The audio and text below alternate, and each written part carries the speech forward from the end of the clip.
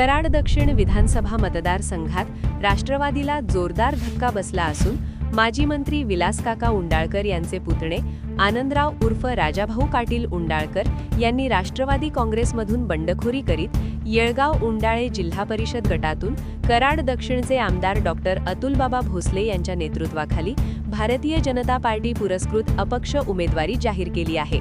यामुळे राष्ट्रवादी काँग्रेसचे नेते उदयसिंह पाटील उंडाळकर व भाजपा पुरस्कृत राजाभाऊ पाटील उंडाळकर या दोन बंधूंमध्ये जिल्हा परिषद लढत होणार आहे। आज अत्यंत महत्त्वाची घटना कराड दक्षिण विधानसभा मतदारसंघाच्या राजकारणाच्या दृष्टिकोनाने घडलेली आहे। अनेक वर्ष राष्ट्रवादी काँग्रेस अजितदादा गटाचं नेतृत्व जे करत होते ते आमचे आदरणीय आनंदरावजी पाटील साहेब उर्फ राजाभाऊ, ज्यांना खूप मोठा कामाचा वारसा आहे।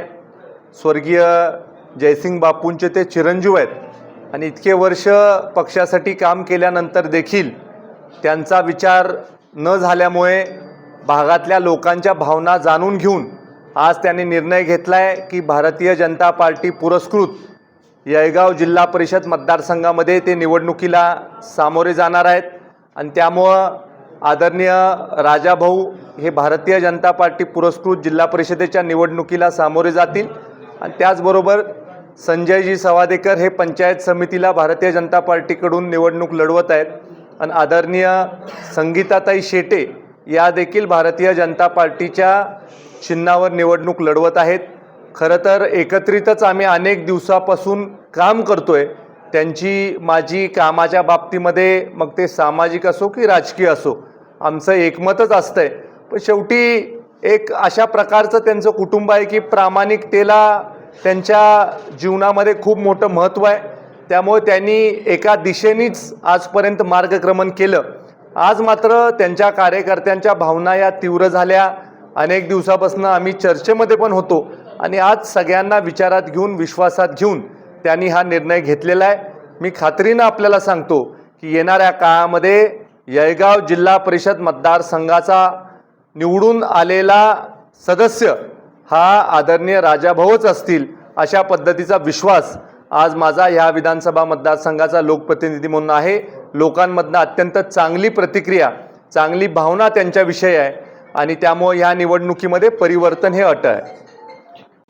आता होऊ घातलेल्या जिल्हा परिषद पंचायत समितीच्या इलेक्शनमध्ये मी राष्ट्रवादी काँग्रेस पक्षाकडून इच्छुक होतो आणि त्या पद्धतीनं येळगाव जिल्हा परिषद गटातून मी राष्ट्रवादी काँग्रेस अजित पवार गटाकडं उमेदवारी मागितलेली होती।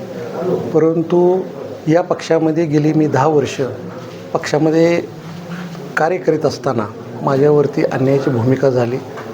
माझं कुणावरतीही टीका टिप्पणी नाही, परंतु ज्या पद्धतीनं त्या पक्षामध्ये मला वागणूक मिळाली किंवा जे तिकीट नाकारण्यात आलं ती काही पद्धत योग्य नव्हती।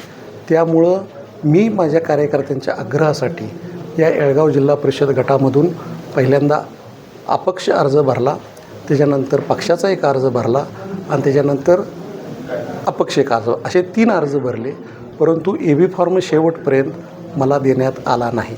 गेली 10 वर्षे या पक्षात काम करीत असताना पाठीमागनं येणाऱ्या कार्यकर्त्यांना 6 महिने झाले नाही तर AB फॉर्म देत आहेत आणि जे जुने कार्यकर्ते आहेत त्यांच्यावरती अन्याय होतो आहे। अशा पद्धतीनं जर खाली तळामध्ये जर काम करणारे कार्यकर्ते असतील तर त्यांच्यावरती अन्यायाची भूमिका सातत्यानं होत राहणार। म्हणून भविष्यकाळामध्ये या येळगाव जिल्हा परिषद गट असेल या गटामधील सर्व कार्यकर्त्यांच्या आग्रहास्तव मला या जो काय माझा अपक्ष अर्ज आहे त्या अपक्ष अर्जाला या दक्षिण कराड मतदारसंघाचे आमदार डॉक्टर अतुलबाबा भोसले यांनी पाठिंबा दर्शवला। मला आघाडी म्हणजे महायुतीतनं पुरस्कृत करून म्हणजे भाजप पुरस्कृत करून मला त्यांनी पाठिंबा दिलेला आहे आणि त्यांच्या नेतृत्वाखाली भविष्य काळामध्ये मी या येळगाव जिल्हा परिषद गटामध्ये निवडणूक लढवत आहे।